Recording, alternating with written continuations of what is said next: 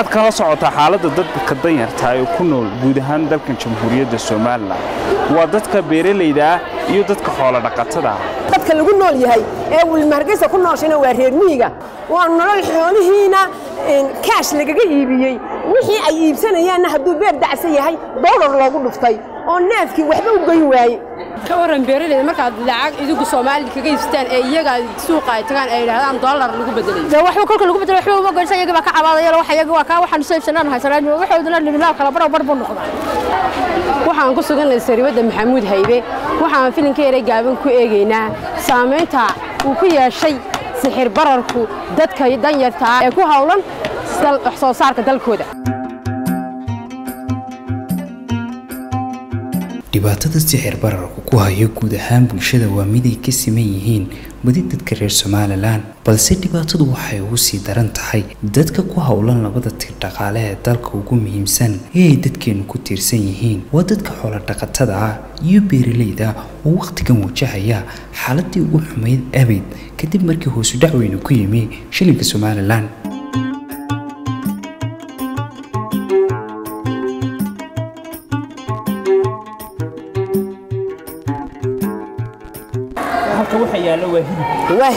وهيلب كاديبينيس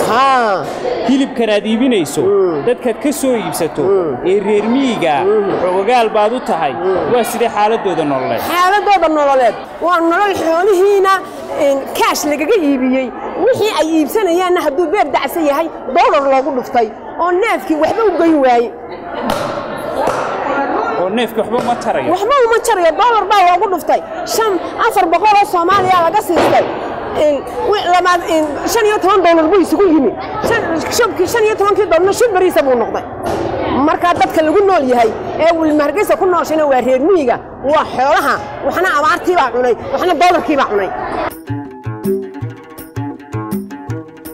كورن beeraleyda markaad lacag idigu Soomaaliland kaga iibstaan ee iyaga suuqa ay tagaan ay yiraahdaan dollar lagu bedelayo wax kolka lagu bedelo wax uma goynsan iyaga ka cabaadaya wax iyaga waa ka waxaan soo iibsanaan haysanaan waxoodana liminaal kala barbar noqda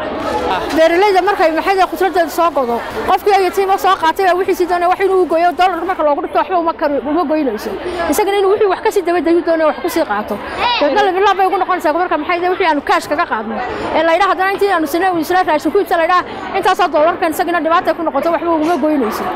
marka waxa weeyaan dhibaatadu way dadka deegaamaha la saameeyay laakiin aad bay miciishada imka ugu qaaltay umada 16 sanadood ayaa daaradan alla waaga hore sixir bararka hayna 5 baa laga soo bilaabay Hargeysa maanta aanu soo degnay jeenku 5 buu ahaa lugtu 5 bay ahay jeenku wuxuu ahaa 3 buu ahaa awalku 3 buu ahaa shubka sonkori wuxuu ahaa 10 inta saasay imka hilibka kale hilibka waxaan siiyaa isagu dollar iguma soo galin jeeniga 50 baan siiyaa awalka 50 baan siiyaa madaxa 15 baan siiyaa caloosha 15 baan siiyaa dhabarka 60 baan siiyaa masaakiintii way goosan kari weyday waxaan ka cabanayna sixir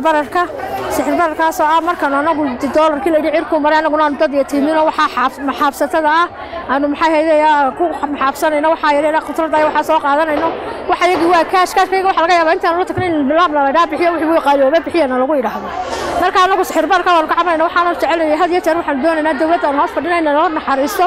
sixir bararka in laga tabiyo waxaan ugu qaaliyo dadka maatida inaan kama helayna cashaayigooda baan ka helayn baa jirta in maxay masaakiinta ku daba nool baa jirta marka maxaabsantaan waxaan doonaynaa loo naxariisto laga tabiyo xoolaha baa kululena lagu hayo sixir bararku wuu nasaameeyay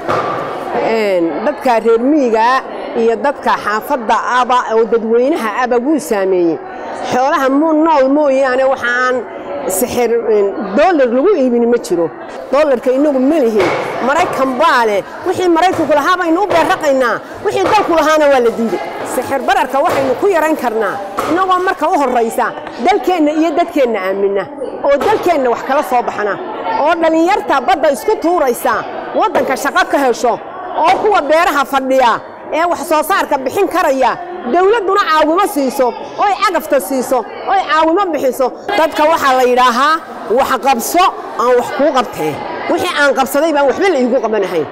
cashuurtan laga qaado waxba lagu ma qabto dawladda uun baa magac kule oo manfac kule oo waxna shaqaalaha siisa waxna dawladnimo inta shicibka waxba loogu ma qabto waxaas oo cashuur ah oo ka kooban inta muddada aan biirinayay waxaasa baa dawladdu iga haysa waxba igagama qabato haddii cashuurta nalaga qaado oo intaasoo sannadood nalaga qaadayey oo ka hor nalaga qaadayey waxbarasho bilaasha iyo caafimaad bilaasha iyo sariibad bilaasha waynaanu helnaa oo annaguna aanu wax soo saarka dawladda wax ugu qannaa oo kanu waa lacag aanu kula xisaabtannaa oo wax noolagu qabto waxaanu bixinaynaa naga qabanayo oo carruurta badaha isku tuuriyeynaysa ay dalkooda waxa ka soo baxayaa ku filane laga siiyo oo nin caloolo weyna oo ilku jajabeen oo 200 sannadood jiray oo intuu gurigiisa iska seexda bishiina lacag qaata oo banka wixii ku soo dhacayba sida waxaan toobsata oo inankii yaraa ee wax barashay ee hooyadii silix ku soo bartay ee hilib ku soo bartay dhuxul ku soo bartay caano ku soo bartay ee dalka la shaqo laga siin waayay markii dambe baddu isku tuuray badda wuxuu isku tuuray calal iyo ciil lacagtii uu xaq u lahaana waxa qaata 200 jir aan waxba dalka ku tarin oo xoogba ku laabnay oo baa sida banka uga xisaabsana carruurta hoos loo eego oo dadka wax soo saaraya loo eego oo hooyooyinka amalka u baahan ee carruurta la dhacdhacaya ee ka bixin kari waayay ee tuug noqdeen markii ay hooyada waxba ka bixin kari waayay hoos loo eego oo hoos loo eego